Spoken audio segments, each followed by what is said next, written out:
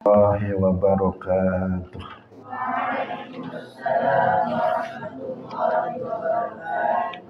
Alhamdulillahi rabbil alamin. Lahu ni'matu wa lahu al-fadlu wa lahu al-thana'ul hasan.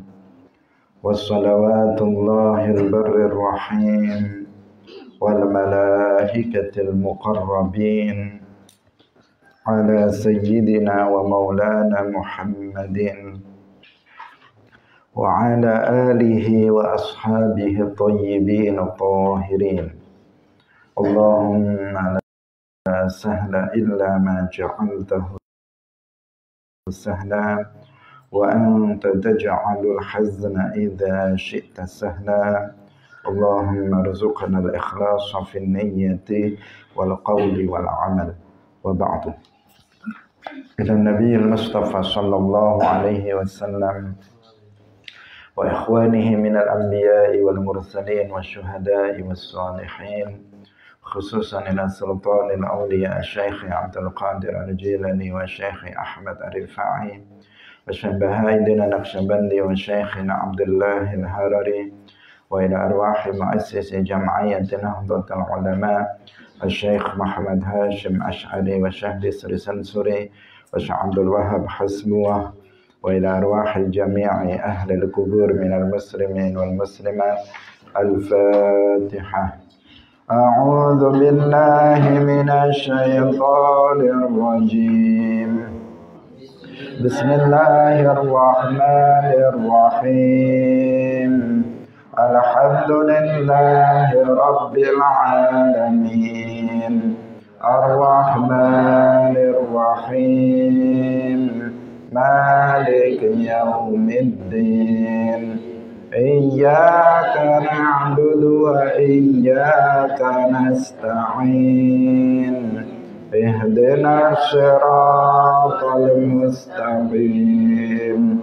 Siratal ladzina an'amta 'alaihim ghairil maghdubi 'alaihim waladdallin. Amin. Hadirin hadirat kaum muslimin muslimat pemirsa Madu TV rahimakumullah. Alhamdulillah, kita bersyukur kepada Allah Subhanahu wa taala. Pada pagi hari ini Allah Subhanahu wa taala masih melimpahkan nikmat-nikmatnya kepada kita semuanya, terutama nikmat taufik, karena dengan nikmat tersebut pagi hari ini kita bisa memiliki kemampuan untuk melakukan amal ketaatan, yaitu menghadiri majelis ilmu. Semoga Allah Subhanahu wa taala menerima amal saleh kita dan Allah memberikan ilmu yang manfaat barokah kepada kita semuanya. Amin ya rabbal alamin. Salawat dan salam semoga tetap terlimpahkan kepada Nabi Agung Nabi Muhammad sallallahu alaihi wasallam, para sahabatnya, keluarganya, serta seluruh umat Islam yang mengikuti beliau ila yaumil qiyamah.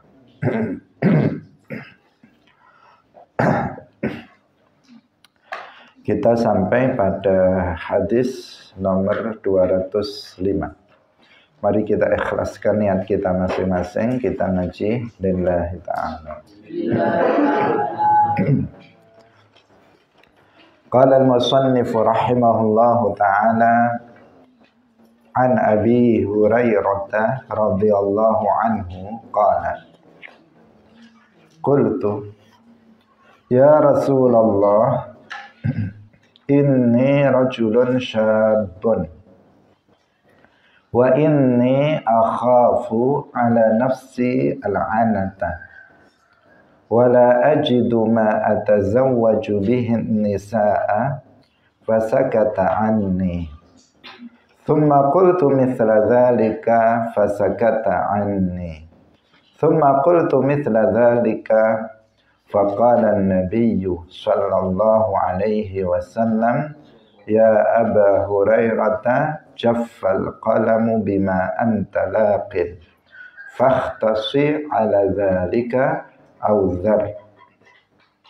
An Abi Hurairah saking Abi Hurairah radhiyallahu anhu qala wasdawu sapa Abu Hurairah qultu ngucap sapa ingsun ya Rasulullah ini sak temene ingsun iku rajulun wong lanang syabun kang enom wa inni lan sak temene ingsun iku akhafu wedi sapa ingsun ala nafsi ing atase awak dhewe ingsun ala anata ing zina wala ajidu lan ora nemu sapa ingsun ma ing bondo atazawwaju kang nikah sapa ingsun bihi kelawan ma anisaa ing pira-pira wadon fasakata nuli meneng sapa Kanjeng Nabi ani saking ingsun. Tsumma qultu nuli ngucap sapa ingsun mithla zalika ing padane mangkono-mangkono iku. Fasakata nuli meneng sapa Kanjeng Nabi ani saking ingsun. Tsumma qultu nuli ngucap sapa ingsun mithla zalika ing padane mangkono-mangkono iku. Faqala nuli dawuh sapa an-nabiyyu Kanjeng Nabi sallallahu alaihi wasallam ya Aba Hurairah ya Aba Hurairah jaffa wis garing apa al-qalamu qalam bima kelawan perkara anta kang utawi sira iku lakin wong kang nemui fakhtasi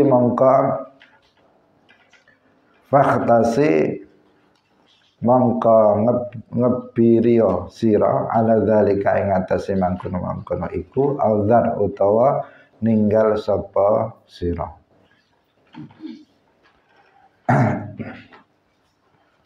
Diriwayatkan dari sahabat Abi Hurairah radhiyallahu anhu, beliau berkata, aku berkata, wahai Rasulullah, aku ini adalah seorang laki-laki yang muda dan aku takut pada diriku melakukan zina.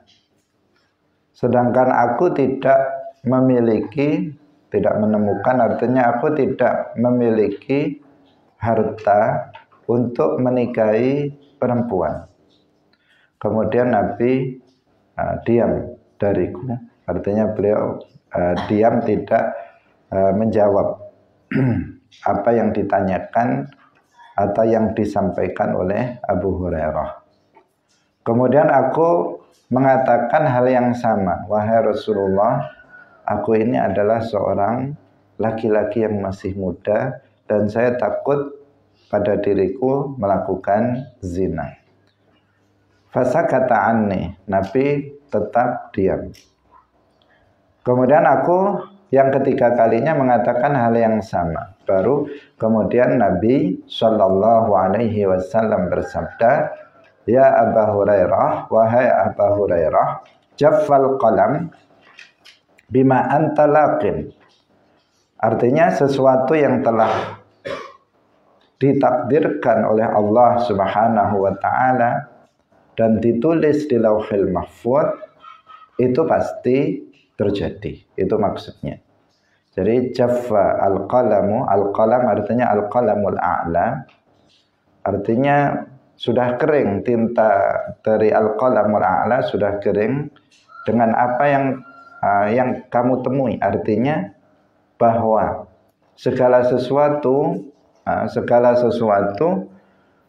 itu telah ditakdirkan oleh Allah Subhanahu wa taala dan pasti apa yang sudah ditulis di Lauhul Mahfuz itu akan terjadi. Fakhtasi ala dzalika audzar. Nah, di sini nanti kita jelaskan secara khusus maknanya. Hadirin rahimakumullah. Jadi Abu Hurairah radhiyallahu anhu ini salah satu sahabat yang paling banyak meriwayatkan hadis-hadis Nabi karena beliau selalu mulazamah, selalu mengikuti Rasulullah Shallallahu Alaihi Wasallam. karena beliau termasuk ahli suffah yang beliau itu tinggal di Masjid Nabawi karena kefakirannya. Nah, karena beliau orang yang fakir yang tidak memiliki harta kekayaan, sehingga beliau kemudian bertempat tinggal di Masjid Nabawi. Dan beliau senantiasa bersama Rasulullah sehingga beliau menjadi orang yang paling banyak meriwayatkan hadis. Nah, suatu hari Abu Hurairah radhiyallahu anhu itu berkata kepada Rasulullah sallallahu alaihi wasallam, "Wahai Rasulullah, aku ini seorang laki-laki muda. Dan aku takut untuk berbuat zina. Sedangkan aku itu tidak punya harta untuk bisa menikah. Itu gimana itu? Gimana ini?" Nah, artinya bingung. Dia bingung. Di satu sisi muda, kalau muda itu ya pada umumnya syahwatnya masih normal. Syahwatnya, keinginan untuk menikah itu tinggi karena masih muda, dan kemudian kemungkinan untuk kemudian terjerumus dalam perzinaan itu besar. Nah, karena dia masih muda. Nah, di satu sisi dia laki-laki yang muda, memiliki keinginan kuat untuk menikah, tetapi mau menikah nggak bisa karena nggak punya duit. Nah, nggak punya biaya untuk menikah. Kasihan orang seperti ini, dia ingin menikah tetapi dia tidak mampu untuk menikah. Karena itulah maka biaya menikah itu, mahar dalam pernikahan itu sebaiknya dipermudah, dimurahkan, dipermudah untuk menolong kaum laki-laki yang miskin. Yang miskin, yang tidak berpenghasilan banyak, ini biar bisa menikah. Karena kalau enggak, nanti mereka kesulitan untuk menikah dan bisa terjerumus dalam perbuatan zina, dalam rangka untuk menyelamatkan kaum laki-laki yang miskin-miskin itu. Apalagi hal-hal yang itu bukan merupakan bagian dari rukun atau syarat nikah atau kewajiban. Seperti misalnya melakukan memberikan biaya untuk walimah misalnya. Itu kan bukan sesuatu hal yang wajib, bukan, tetapi kalau mengadakan walimah itu sunnah. Bukan sesuatu yang wajib, bukan syarat dalam nikah, bukan rukun dalam nikah. Yang semestinya, hal yang seperti itu justru ditiadakan atau diadakan secara sederhana. Yang merupakan hal yang wajib itu memberikan mahar, itu meskipun itu bukan sebuah bukan rukun atau syarat dalam pernikahan, tetapi dia wajib diberikan dan tidak ada batas maksimalnya. Namun yang lebih utama seseorang itu meringankan atau menyedikitkan mahar dalam rangka untuk menolong laki-laki yang miskin-miskin itu agar mereka itu bisa menikah. Nah, cuman risikonya ya menikah dengan orang miskin yang perempuan nanti juga repot dalam kehidupan berikutnya. Hadirin rahimakumullah. Jadi jalan keluarnya bagaimana? Dia muda tapi miskin, nggak bisa menikah. Di satu sisi dia takut akan melakukan zina dosa besar, dia takut melakukannya.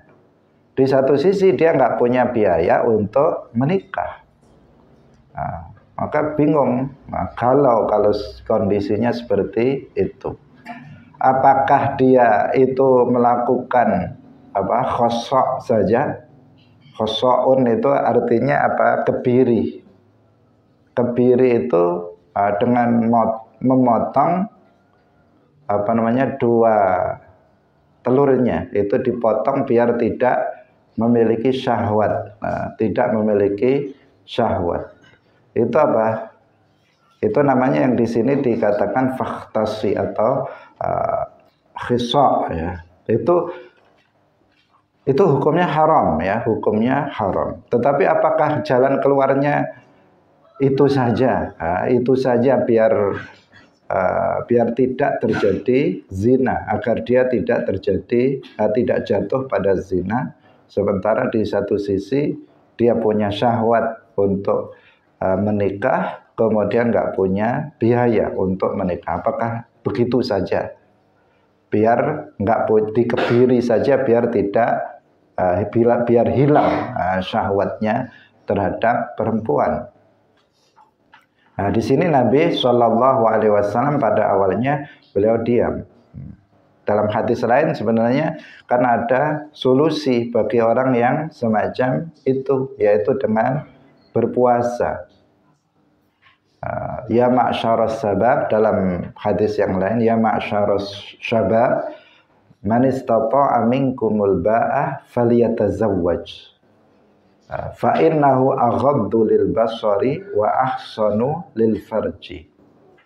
Wahai kaum pemuda, wahai para pemuda, barang siapa di antara kalian yang mampu untuk menikah, punya biaya untuk menikah, maka hendaknya dia segera menikah.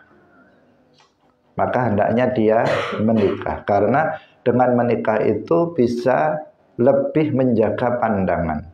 Artinya pandangannya bisa terjaga dari pandangan yang haram.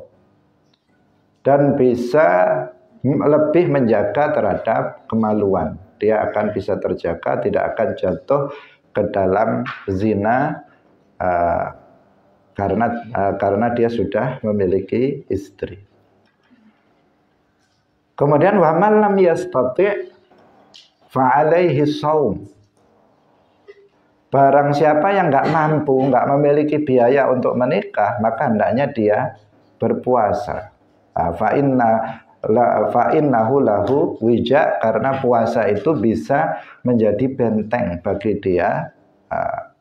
Artinya dengan banyak berpuasa, seseorang akan nafsunya atau syahwatnya itu akan menurun, sehingga itu akan bisa membantu dia untuk selamat dari perbuatan zina.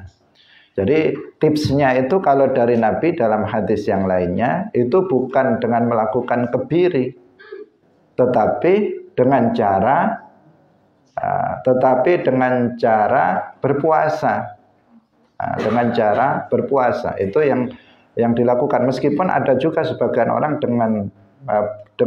dengan puasa belum juga reda, maka ada cara lainnya untuk menghentikan atau untuk menghilangkan atau mengurangi syahwat untuk menikah itu. Ada cara yang berikutnya, tetapi tidak dengan cara kebiri. Karena kalau kebiri ini kan merusak. Ini merubah ciptaan Allah. Karena laki-laki itu ya seperti itu. Kalau nggak ada itunya ya namanya perempuan kan, seperti itu. Sehingga kalau kemudian dipotong jadinya kan kayak perempuan. Jadi hikmah dari diciptakannya seorang laki-laki itu menjadi hilang. Sehingga dari sisi itu banyak sekali hal-hal yang membawa madarat, juga membahayakan bagi kaum laki-laki, sehingga itu kebiri itu hukumnya adalah haram di dalam Islam. Hadirin yang dirahmati oleh Allah Subhanahu wa taala. Sehingga ketika Abu Hurairah radhiyallahu anhu mengadu tentang kondisi dirinya yang seperti itu, saya ini laki-laki muda, pengen nikah tapi nggak punya biaya, pengen nikah tapi nggak punya biaya untuk nikah. khawatir nanti saya akan jatuh pada zina. Awalnya Nabi diam. Yang kedua kali ngomong lagi, Nabi diam. Kemudian yang ketiga kalinya baru Nabi kemudian bersabda, ya Abu Hurairah, jaffal qalamu bima anta laqin fakhtasi ala dzalika auzar. Nah, perhatikan di sini seakan-akan ada perintah untuk melakukan kebiri, padahal di sini bukan perintah. Ini namanya litahdid. Harus betul-betul seseorang itu paham dengan masalah ini. Karena kalau seseorang itu memahaminya dengan pemahaman yang keliru, maka ini dianggap perintah. Karena secara zahir fakhtasi ala dzalika auzar, artinya kamu lakukanlah kebiri atau kamu tinggalkan, silahkan kamu pilih saja, seakan-akan kamu pilih saja. Kalau kamu mau melakukan kebiri, silahkan. Kalau nggak mau, ya silahkan. Nah, seakan-akan seperti itu. Dan maknanya nggak seperti itu. Bukan pilihan bagi seorang laki-laki yang kondisinya seperti itu untuk melakukan kebiri atau tidak. Itu enggak, bukan pilihan. Sekali lagi, itu bukan pilihan, tetapi itu adalah tahdid. Tahdid itu justru untuk melarang, memberikan peringatan, memberikan larangan. Seperti dalam firman Allah Subhanahu wa taala yang juga sering sekali disalahfahami oleh sebagian orang, terutama oleh orang-orang liberal. Yaitu firman Allah Subhanahu wa taala, "Faman syaa'a falyu'min wa man syaa'a falyakfur." Ayat ini seakan-akan kalau kita nggak melihat pada ayat berikutnya atau lanjutan dari ayat ini, itu seakan-akan dikatakan faman syaa'a falyu'min. Dikatakan seakan-akan barang siapa yang berkehendak silahkan dia beriman, wa man syaa'a falyakfur, barang siapa yang dia berkehendak silahkan dia kufur. Seakan-akan beriman dan kufur itu sebuah pilihan, silahkan mau pilih yang mana, iman atau kufur. Seakan-akan seperti itu. Nah, padahal ini adalah tahdid, ancaman bagi seseorang yang kufur. Karena pada lanjutan dari ayat ini adalah ancaman bahwa orang yang kufur itu akan dimasukkan ke dalam neraka. Itu kan artinya apa? Bukan pilihan. Kalau seorang misalnya orang tua misalnya melihat misalnya anaknya melakukan sesuatu yang itu tidak dikehendaki oleh kedua orang tuanya, yang dilarang oleh orang tuanya. Kemudian diberitahu sudah nggak bisa lagi, diberi nasihat sudah nggak bisa lagi dia. Kemudian orang tuanya mengatakan, ya udah terserah kamu mau begini atau begini, tapi awas nanti kalau terjadi begini jangan salahkan saya. Itu pilihan atau larangan? Larangan. Seakan-akan dia mengatakan udah silahkan, kalau nggak bisa diberi nasihat, kamu mau lakukan ini atau itu terserah kamu. Tapi ada belakangnya, tapi kalau nanti terjadi begini dan begitu, tanggung sendiri. Itu adalah larangan, bukan pilihan. Demikian juga faman syaa'a falyu'min wa man syaa'a falyakfur. Bukan pilihan. Bukan pilihan seseorang boleh untuk beriman atau boleh untuk kufur, enggak. Tetapi ini adalah perintah agar seseorang beriman, larangan bagi seseorang untuk kufur. Ini namanya dalam bahasa Arab namanya litahdid. Demikian juga di sini sabda Nabi fakhtasi ala dzalika auzar. Itu secara zahir kalau orang nggak paham, ini pilihan. Seakan-akan silahkan pilih. Kalau mau kebiri, sebab kamu takut zina tadi, udah kebiri kamu potong saja. misalnya silahkan, kalau enggak juga silahkan. Nah, bukan pilihan seperti itu. Artinya kamu jangan melakukan kebiri, itu maksudnya. Tetapi apa yang akan terjadi itu adalah sesuatu yang sudah ditakdirkan oleh Allah Subhanahu wa taala. Itu maksud dari jaffal qalamu bima antalaqin. Karena memang segala sesuatu yang terjadi di alam semesta ini berupa apapun itu, apakah berupa kebaikan atau keburukan, berupa kemaksiatan atau berupa ketaatan, kekufuran atau keimanan, apapun itu kejadiannya yang ada di alam semesta ini, semuanya sudah ditulis di Lauhil Mahfuz yang ada di atas langit ketujuh.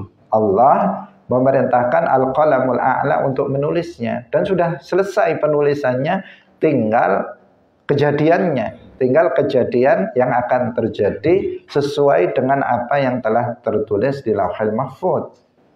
Artinya seseorang akan dia melakukan kebiri atau tidak, itu semuanya yang terjadi adalah yang sesuai dengan apa yang tertulis di Lauhil Mahfuz. Nah, maka ini adalah larangan untuk melakukan kebiri, bukan pilihan. Tapi seandainya seseorang kemudian melakukan kebiri, artinya dia melakukan sesuatu yang maksiat, maka apa yang terjadi itu adalah sesuatu yang telah ditakdirkan oleh Allah dan sesuatu yang sudah ditulis di Lauhil Mahfuz.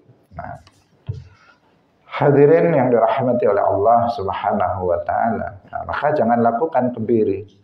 Nanti jadi enggak laki-laki. Kalau seperti itu. Nah, maka puasalah kalau enggak mampu, ya bekerja. Kalau pengen menikah ya segera bekerja biar dapat penghasilan. Dengan uang itu kemudian kamu bisa menikah. Tetapi seseorang nasibnya kan memang beda-beda. Ada sebagian orang sudah bekerja tapi nggak kunjung dapat duit. Nah, karena penghasilannya kecil, hanya habis untuk makan saja. Nah, sehingga tetap kesulitan. Apalagi kalau menikahnya di daerah-daerah tertentu yang biayanya sangat mahal. Nah, udah kalau mahal, ke Jawa saja misalnya, cari orang di Jawa ini yang misalnya biayanya tidak mahal. Hadirin rahimakumullah. An Aisyah radhiyallahu anha. Kita lanjutkan pada hadis berikutnya. An Aisyah radhiyallahu anha qalat, dakhala an-nabiy sallallahu alaihi wasallam ala Duba'ah binti Zubair. Faqala laha, dakhala manjing sapa nabi kanjeng Nabi sallallahu alaihi wasallam ala Duba'ah binti Zubair. Faqala nuli dawuh sapa kanjeng Nabi laha maring Duba'ah, seorang perempuan, la'allaki aradtil hajja menawa sira iku arati ngarepaken sapa sira wadon al hajja ing haji. Qalat, jawab sapa Duba'ah, wallahi la ajiduni, wallahi demi Allah, la ajiduni ora nemoni sapa ingsun ing ingsun illa waji'atan kejaba lara. Faqala nuli dawuh sapa kanjeng Nabi laha maring Duba'ah, Huji haji sapa sira wastariti lan awel syarat sapa sira, wa quli lan ngucap sapa sira Allahumma mahilli, ada yang membaca mahilli, ada yang baca mahalli, haitsu habastani, mahilli utawi panggonan tahallul ingsun, tahallul saking ihram ingsun iku haitsu habastani, sekirane nyegah sapa panjenengan ing ingsun. Wa kana telan ana sapa Duba'ah iku tahtal Miqdadi ing dalem ngisore Al-Miqdad ibn al-Aswad. Maksudnya dia adalah istri dari Al-Miqdad ibn al-Aswad. Hadirin rahimakumullah. Diriwayatkan dari Sayyidah Aisyah radhiyallahu anha, beliau berkata, Nabi Shallallahu alaihi wasallam suatu ketika masuk, artinya datang kepada Duba'ah binti Zubair, kemudian berkata kepadanya, la'allaki aradtil hajjah.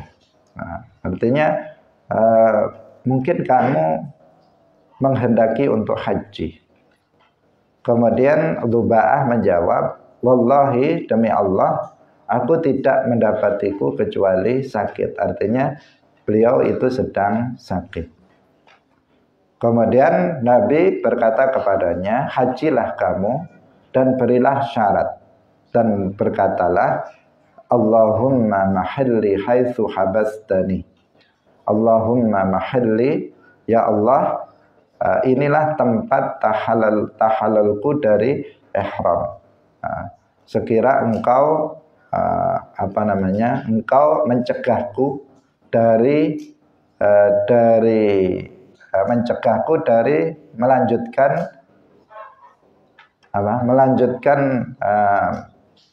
ritual haji disebabkan oleh sakit. Habastani artinya dalam ritual haji kemudian beliau sakit, nggak bisa lanjut lagi karena sakitnya.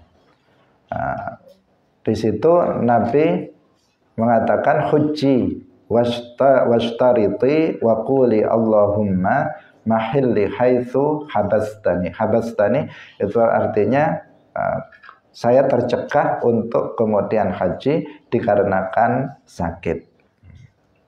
Wa kana tahtal Miqdad ibn al-Aswad, dan Duba'ah binti Zubair itu adalah istri dari Al-Miqdad ibn al-Aswad. Hadis ini menjelaskan tentang permasalahan haji, yaitu seseorang yang dia tidak bisa melanjutkan ibadah haji dikarenakan seseorang itu jatuh sakit. Kita tidak jelaskan secara panjang lebar, ini ada ketentuan-ketentuannya dalam kitab-kitab fikih dalam bab al-hajj. Kita lanjutkan pada hadis 207.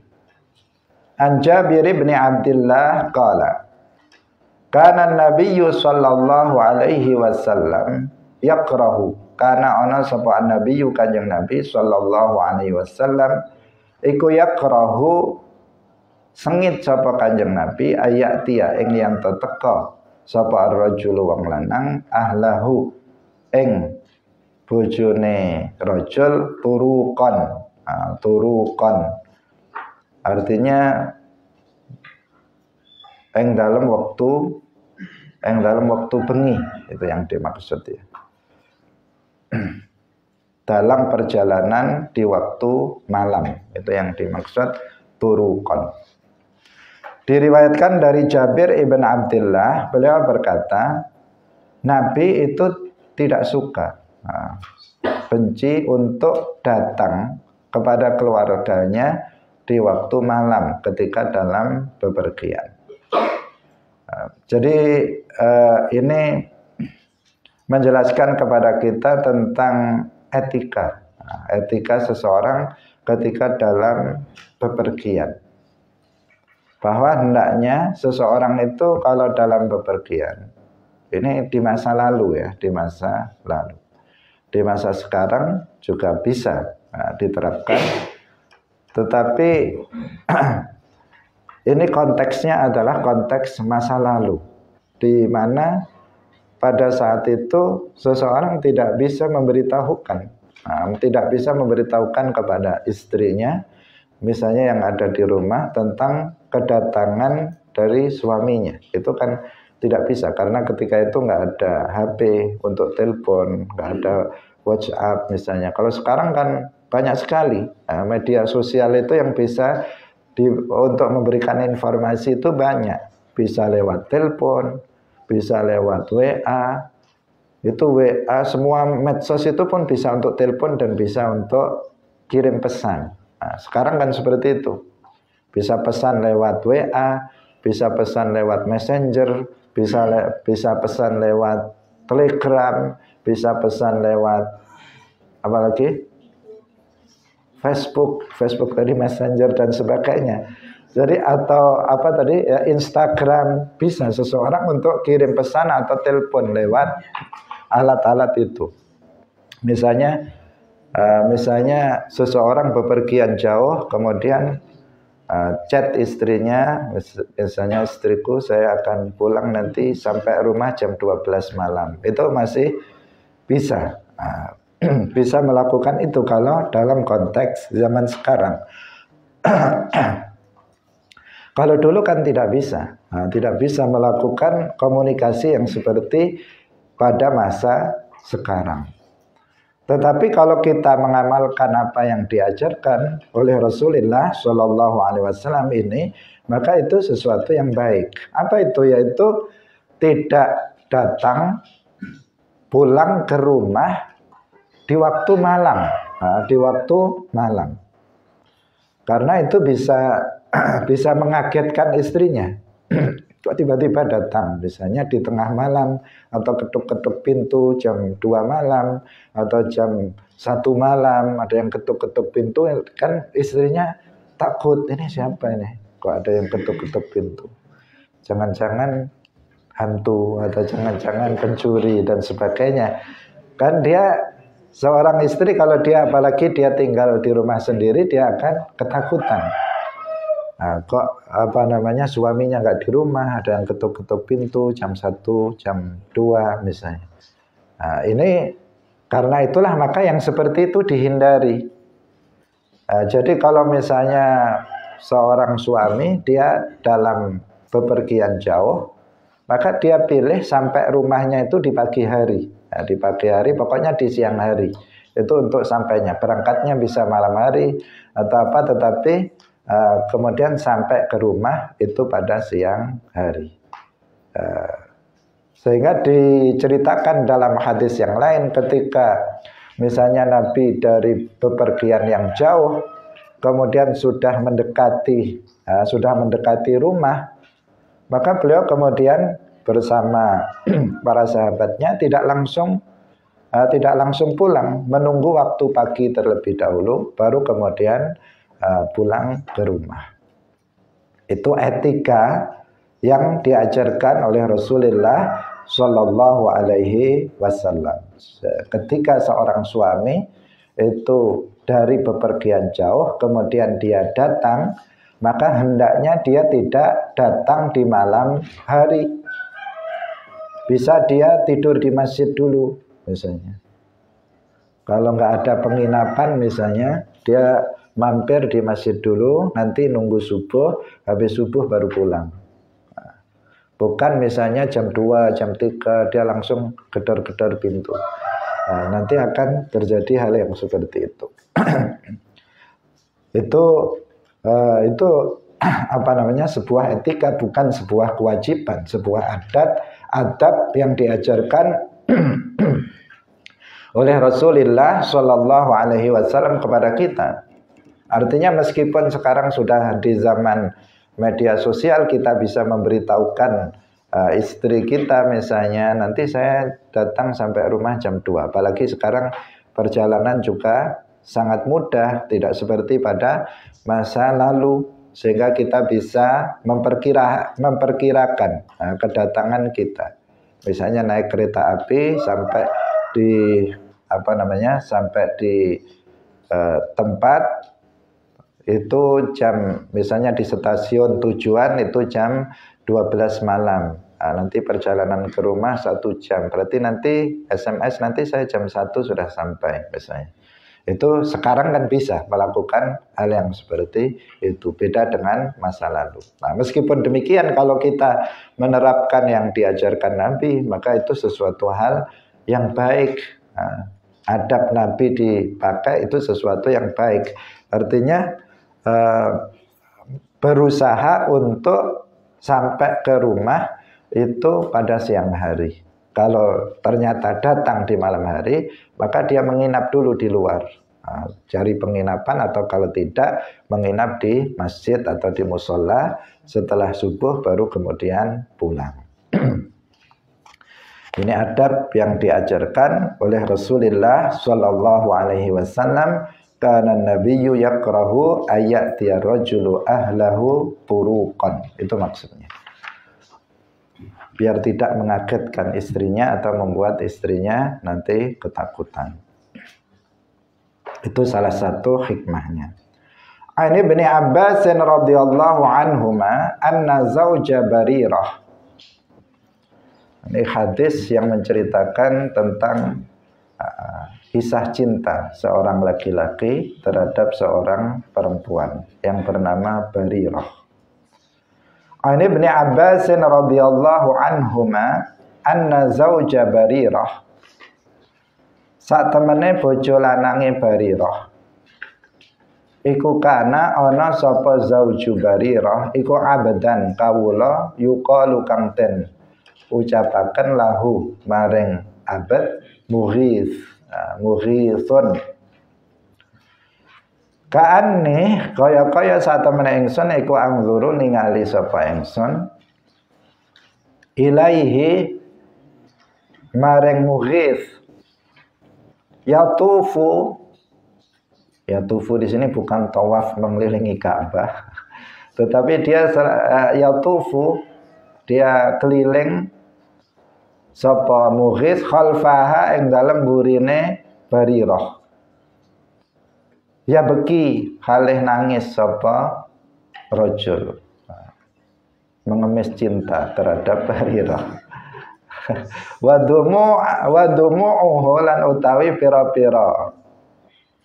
Karena ini sebenarnya suami istri ya. Jadi ceritanya itu Barirah dan Mughith ini suami istri, tapi tidak saling cinta. Mughith sangat cinta berat kepada Barirah, tetapi Barirah sangat benci terhadap suaminya. Ini yang jadi masalah. Ketika keduanya masih berstatus sebagai hamba sahaya, keduanya menikah. Menikahnya terpaksa karena tidak saling mencintai. Ketika keduanya itu dimerdekakan, Barirah ini budaknya Sayyidah Aisyah sudah dimerdekakan. Kemudian Mughith ini juga sudah merdeka. Kemudian ketika sudah merdeka kan ada pilihan Barirah untuk lepas dari Mughith. Akhirnya Barirah itu melepaskan diri dari Mughith. Dia nggak mau jadi istrinya Mughith lagi. Sehingga Mughith yang jatuh cinta berat ini menjadi galau. Karena Barirah betul-betul benci sekali sama Mughith ini. Karena itu di sini diceritakan dia mengintil terus di belakang Barirah sambil nangis, minta agar Barirah itu mau kembali menjadi istrinya. Sampai seperti itu. Wadumu lan utawi banyu mripate Mughith itu tasilu mili apa dumu'uhu ala lihyatihi ing atase jenggote Mughith, sampai basah jenggotnya dengan air matanya Mughith. Jadi yang laki-laki ini yang ngebet ini. Faqala nuli dawuh sapa Nabi Kanjeng Nabi sallallahu alaihi wasallam lil Abbas maring Abbas, ya Abbasu ala ta'jabu min hubbi Mughith Barirata. Ana ta ora kagum sapa sira min hubbi Mughithin saking cintane Mughith Barirata ing Barirah. Wa min bughdhi Barirah Mughithan, dan dari lan saking bencine Barirah Mughithan ing Mughith. Faqala nuli dawuh sapa Nabi Kanjeng Nabi sallallahu alaihi wasallam, law raja'tihi Ini berkata kepada Barirah, "Lau raja'tihi," lamun, ini bukan perintah Nabi, tetapi Nabi pengen nolong Mughis, kasihan Mughis ini. "Lau raja'tihi," lamun merujuk sapa sira wadon ing Mughis, qalat jawab sapa Barirah, "Ya Rasulullah ta'muruni," ya Rasulullah ta'muruni, ana ta perintah sapa panjenengan ing ingsun? Qala jawab sapa Kanjeng Nabi, "Innama ana asfa'u," angin pestine utawi ingsun iku asfa'u nulung sapa ingsun. Qalat jawab sapa Barirah, "Fala hajata li fihi," fala hajata mongko ora ana hajat iku maujud li ketua ingsun fihi ing dalam Mughis. Tegas dia. Nah, siapa namanya? Barirah. Jadi ceritanya seperti itu tadi. Jadi setelah Barirah itu sudah nggak mau lagi dengan Mughis pasca dimerdekakannya siapa? Barirah nggak tahu ini kenapa, nggak diceritakan di sini. Apakah Mughis itu orangnya jelek atau miskin, nggak tahu penyebabnya sehingga Barirah ini betul-betul nggak suka sama mantan suaminya yang bernama Mughis ini. Dan itu bisa terjadi karena sesuatu hal. Jadi suami istri tetapi saling membenci, atau apa, yang satu membenci yang satu, artinya cinta bertepuk sebelah tangan ya, istilahnya itu. Tidak ada apa namanya respon yang baik. Setelah berpisah kemudian Mughis itu nangis terus dia. Nangis terus, laki-laki tapi cengeng dia di hadapan seorang perempuan. Padahal perempuan banyak, tetapi dia seperti nggak ada perempuan lain di sini. Namanya juga sudah terlanjur jatuh cinta, sudah nggak lihat yang lain lagi. Meskipun sebenarnya yang lain yang lebih cantik juga masih banyak, tetapi karena sudah jatuh cinta ini sudah susah ya, sulit untuk dihalang-halangi, akan diterjang semuanya. Kemudian apa? Dia nangis-nangis, membuntuti Barirah terus sampai dikatakan di sini sampai air matanya itu mengalir ke jenggotnya, yang menunjukkan bahwa dia nangisnya bukan sekedar nangis biasa. Kalau nangis biasa kan sampai sini udah sampai sini. Ini sampai basah jenggotnya, yang menunjukkan bahwa Mughis ini betul-betul nangis, sehingga Nabi mengetahui itu.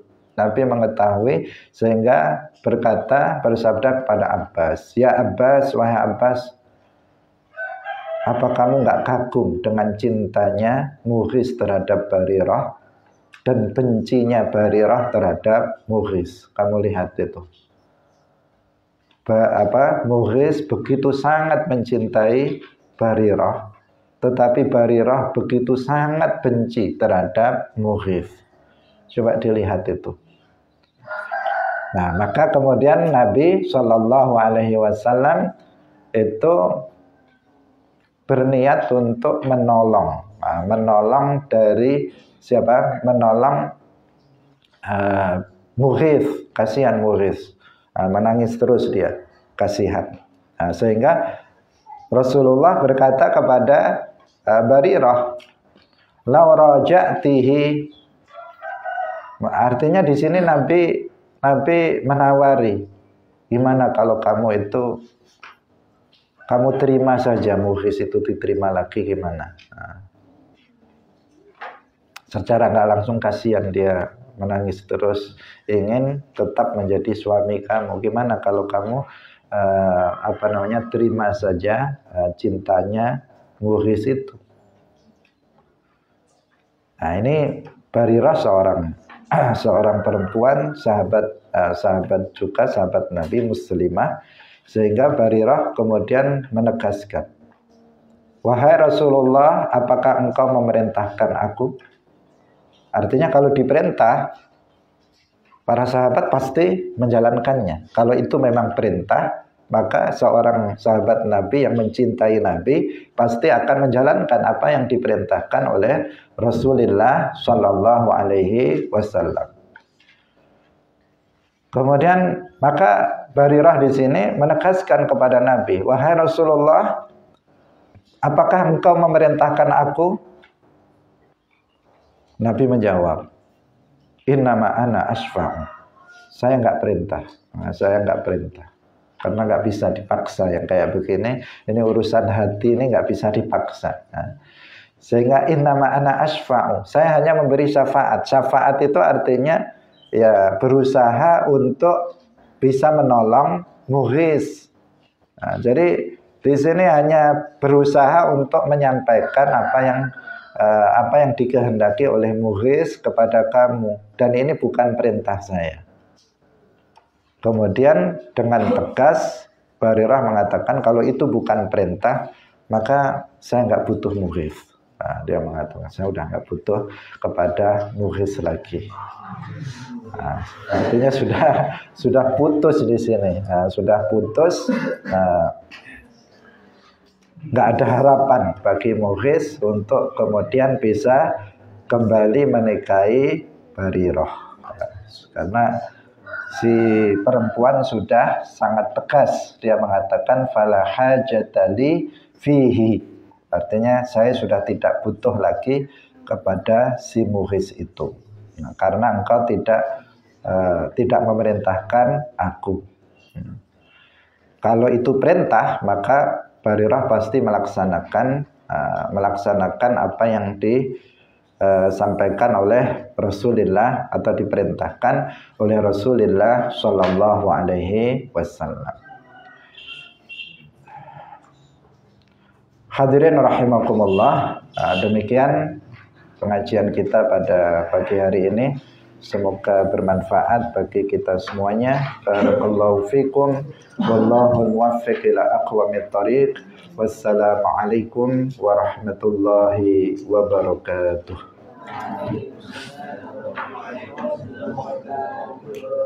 La ilaha illallah. Allahumma salli ala sayyidina Muhammad wa ala alihi wa sahbihi wa sallim. Rabbi ghafirli wa liwalidayya wa lil mu'minina wal mu'minat.